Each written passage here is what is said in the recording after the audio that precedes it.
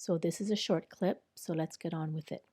What could possibly go wrong with using a mask against the flu?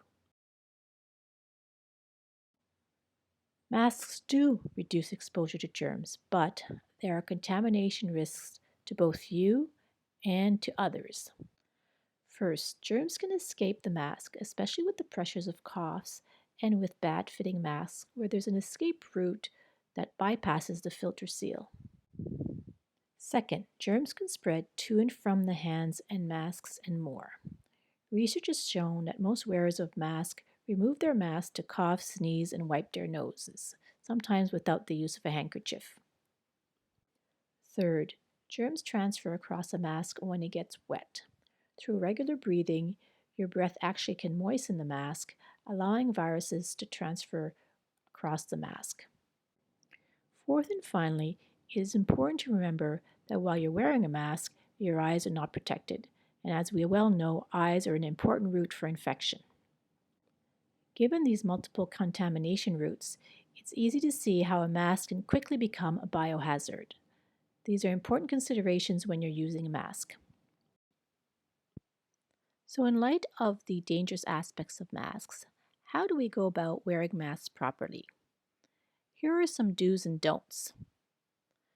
Do wear a mask if you're taking care of a person with suspected infection, or if you yourself are coughing or sneezing.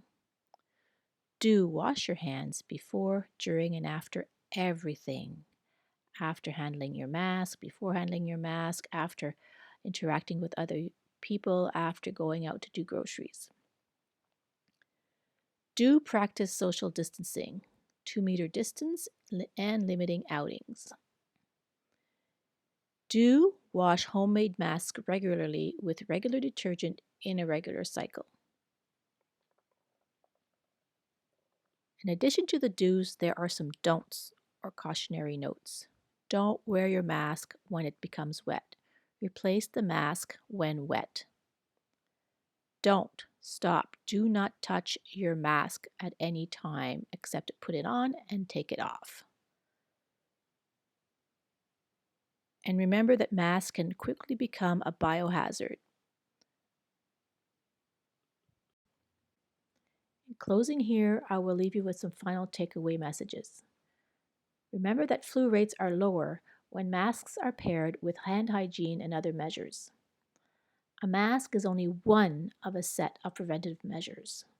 Other measures include regular hand washing, isolation of likely infected people, good respiratory, coughing, nose etiquette, and when available, vaccination immunization. Always combine masks with other preventive measures to better protect your family. Thank you and stay safe.